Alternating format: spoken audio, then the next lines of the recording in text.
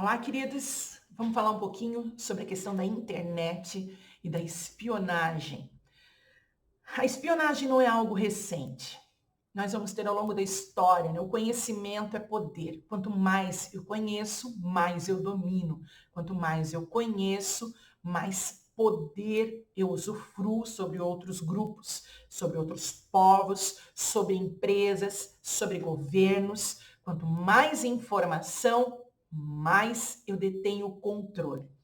Então, nós vamos falar um pouquinho sobre a questão da espionagem em si. A espionagem é a busca por informação clandestina sobre um território, uma empresa, uma região, sobre um povo, sobre um governo.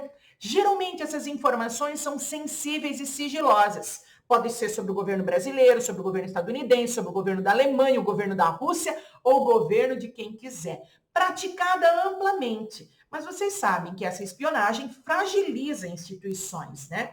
E elas são de interesse tanto de empresas privadas quanto dos governos e de empresas públicas. As ações de espionagem permitem diversos interesses e trazem, então, conhecimentos que são sensíveis, tanto de domínio tecnológico quanto associado às condutas de relações internacionais.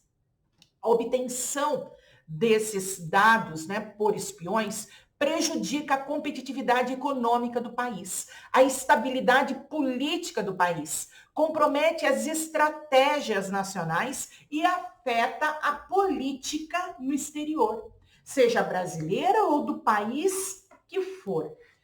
Por meio de ações de espionagem, então, os governos acabam ficando cada vez mais fragilizados e cada vez mais no domínio dessas grandes instituições. O intuito é fornecer dados e vantagens que podem ser de várias naturezas, políticas, geopolíticas, militares, econômicas, tecnológicas, científicas, a um país. Temos agora a Rússia novamente envolvida sobre espionagem e acusação de roubo de tecnologias ligadas às vacinas. Temos espionagem associada ao governo brasileiro, aos poços do pré-sal. Temos espionagem envolvendo a campanha eleitoral do Trump de 2016, quando são divulgados os dados da Hillary Clinton. Nós vamos ter espionagens associados a artistas que são divulgados os seus dados ilicitamente, expondo a vida pública desses indivíduos. Nós vamos ter aqui várias frentes, né, do que diz respeito a essa espionagem. Então, vão ser feitas em torno de documentos conseguidos de forma ilegal e documentos que são sigilosos.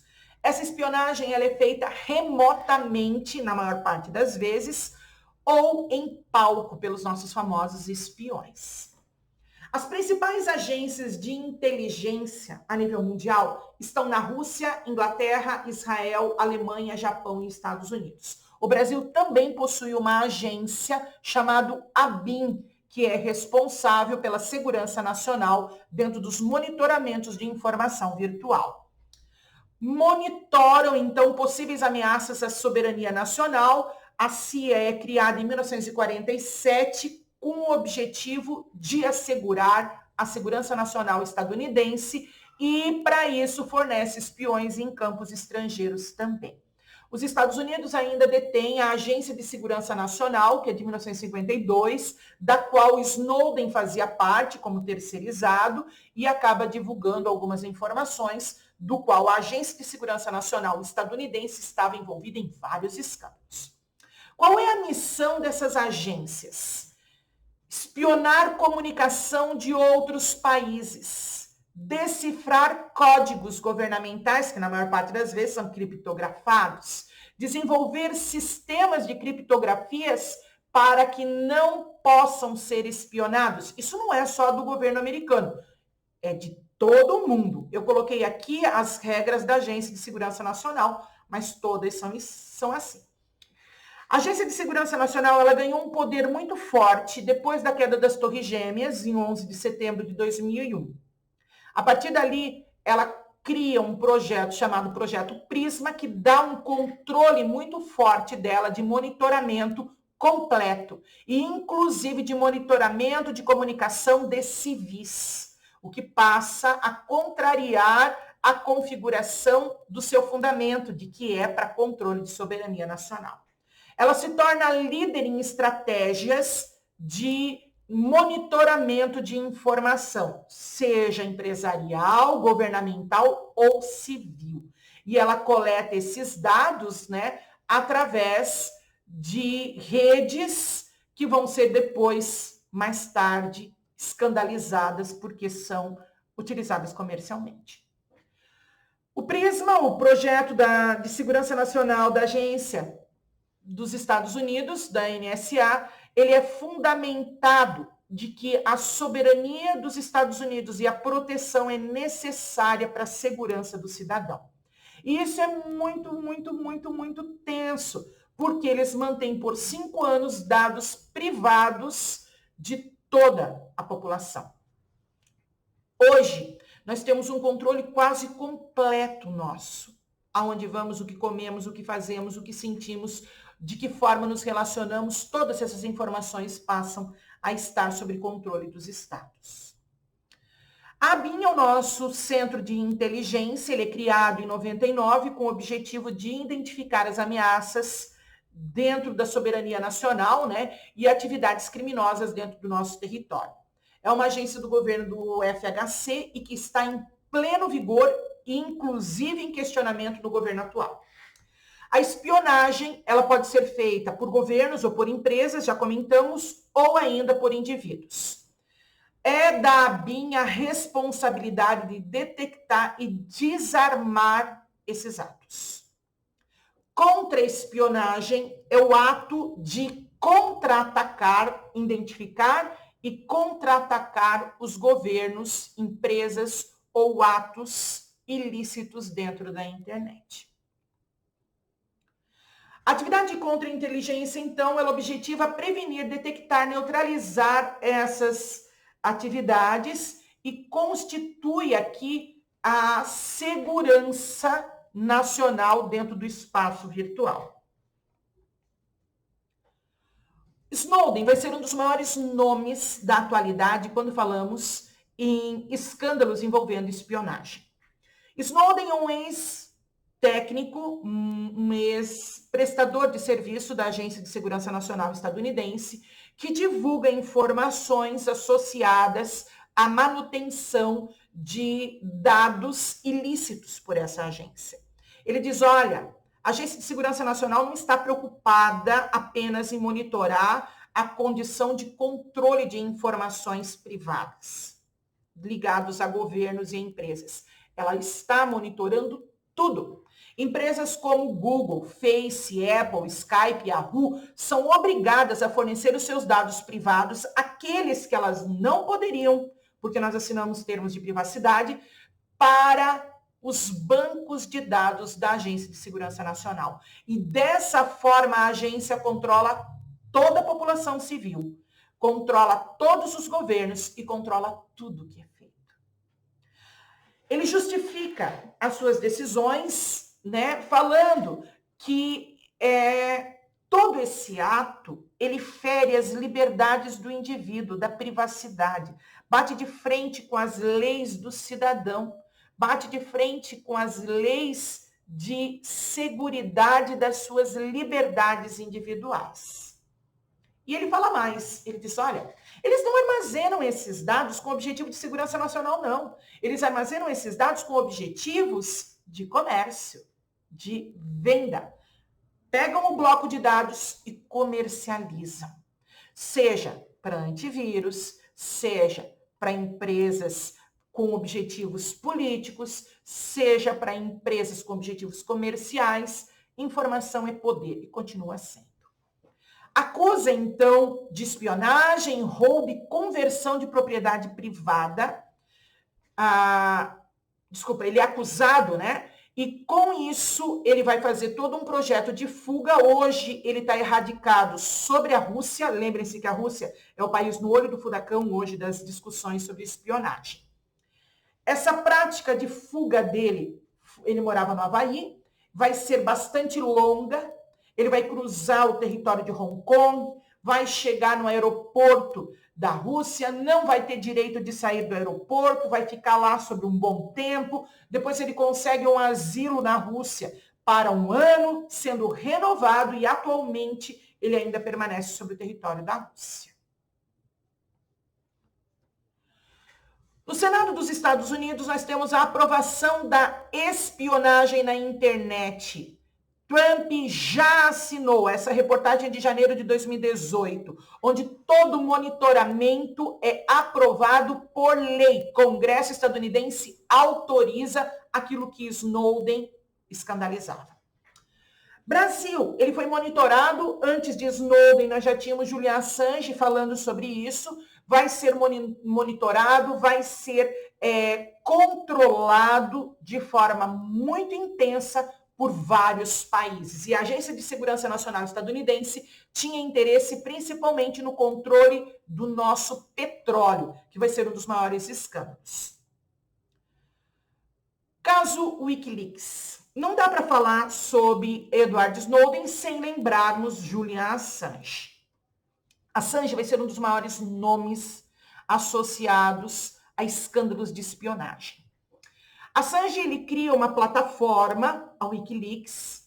Na verdade, ele tem todo um histórico, né? Assange, ele é australiano, depois ele vai se erradicar na Suécia, depois ele vai fugir para a Inglaterra, e na Inglaterra ele vai estar em asilo no Equador até o ano passado, quando vai ser preso no Reino Unido.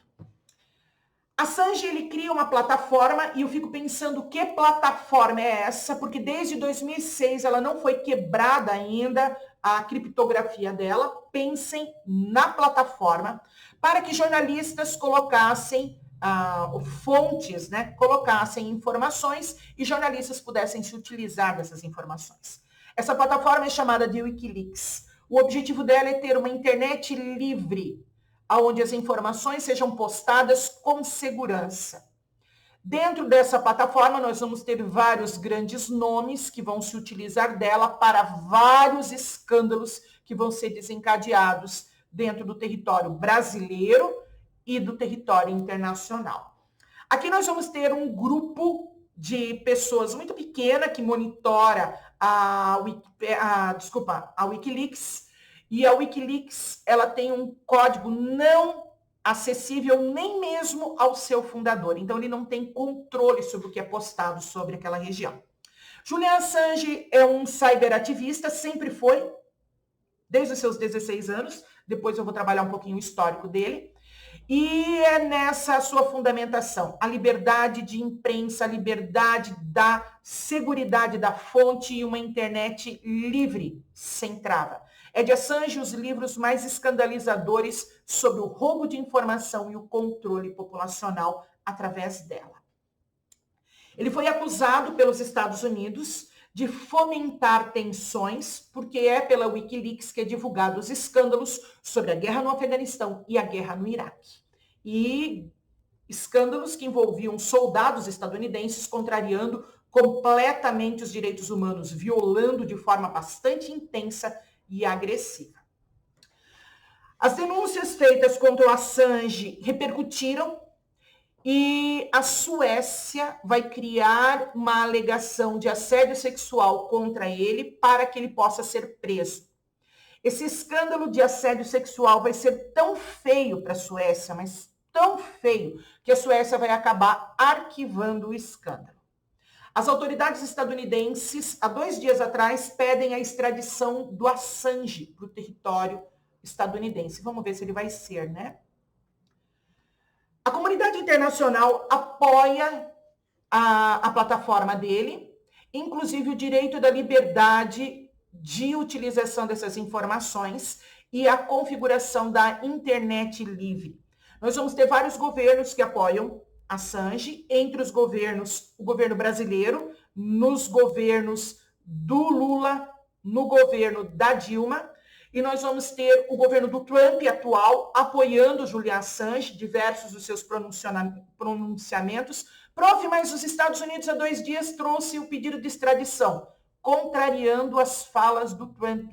Se pesquisarem, vocês vão ver que o Trump é favorável à configuração de uma internet livre. Até mesmo porque ele foi beneficiado pelos vazamentos do Assange, né? Foi da plataforma Wikileaks que vazou as informações da Hillary.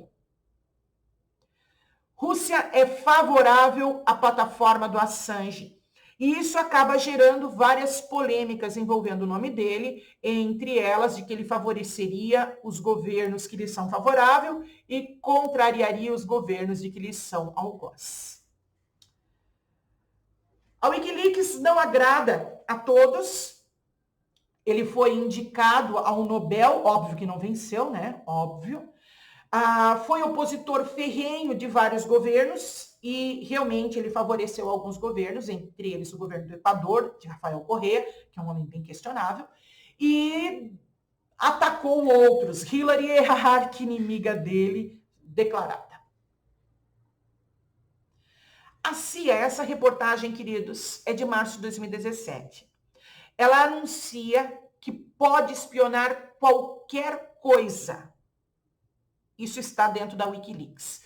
Seja televisão, celulares, notes, tablets, até os Kindles, qualquer coisa que tenha acesso à internet, a CIA pode monitorar.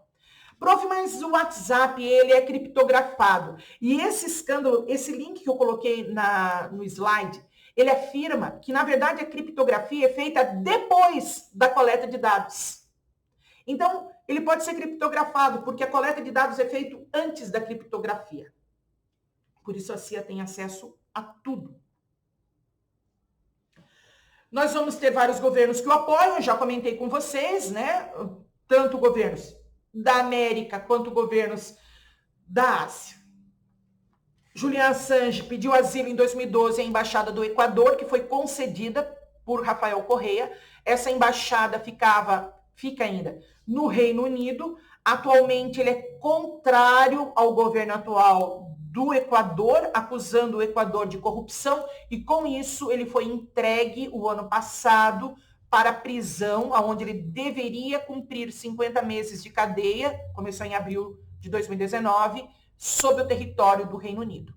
Ele ainda está preso no Reino Unido, tá, queridos? Ele já cumpriu as 50 semanas, desculpa, não é 50 meses, é 50 semanas de cadeia. Foi extremamente monitorado sobre esse território, né? Foi extremamente controlado. A prisão, alega-se que ela não está vinculada a vazamentos, mas a acusações de violações sexuais na Suécia. Lembrando que o crime na Suécia foi engavetado por falta de provas. Então, no Reino Unido ele está mantido porque ele não depôs no Reino Unido quando deveria, já que ele estava refugiado na Embaixada do Equador. E se saísse, seria preso. É uma coisa bem louca a prisão dele.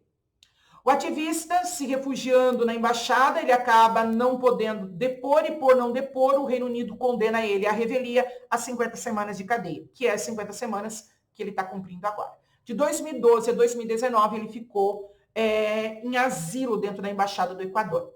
Lenin Moreno, ele veio a ser acusado pela Wikileaks de enriquecimento ilícito e de fraudes, e isso fez com que ele entregasse Assange, dizendo que Assange havia violado os acordos que tinha feito na Embaixada do Equador e que custava muito caro para o Equador manter ele lá. Por isso o entregou. Então aqui está a figura do Assange sendo preso. Queridos, espionagem, ok? Beijo no coração de todos. Nos vemos na próxima aula.